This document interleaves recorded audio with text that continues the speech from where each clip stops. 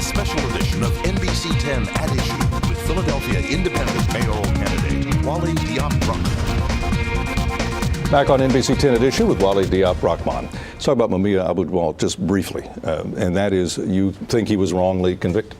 Oh yes, definitely.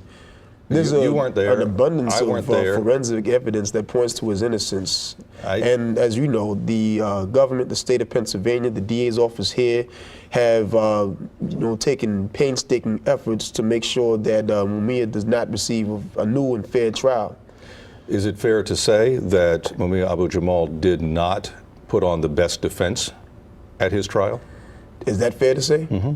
I think the question again should be, is it fair to say that Mumia received a fair trial? And the answer to that question is no. But I think now is a really important juncture in his case. As you know, the U.S. Supreme Court has rejected and there may be a resentencing request for the death penalty to be reimposed. Mm-hmm. And that now puts the ball in the court of DA Seth Williams to either open up the case and allow for the new evidence to be heard by the courts here, or to simply settle for a life sentence.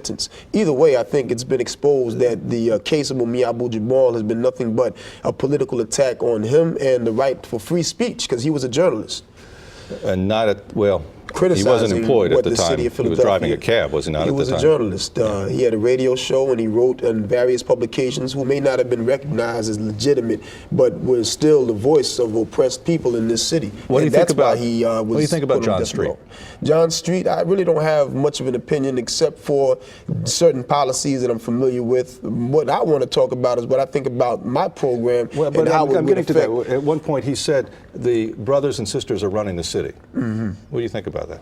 Well, I don't think that we've really seen a time in the city of Philadelphia's history where, quote unquote, brothers and sisters, and maybe you can clarify for me what you mean by that, because if it's the same brother that was talked about in the city of brotherly love, no, those brothers was speaking at an are not the ones who run the NAACP city regional hall. conference. Okay, well, I don't think that my brothers and sisters are running Philadelphia, but I do think that there's an opportunity for the communities that brothers and sisters come from to have a way to really shape and determine public policy that affects their lives. We'll continue this discussion in a moment, and so we wrap up our first half hour of our interview with Wali Diop Rahman. Thank you for joining us on NBC 10. Our interview continues for one more half hour on NBC Philadelphia nonstop.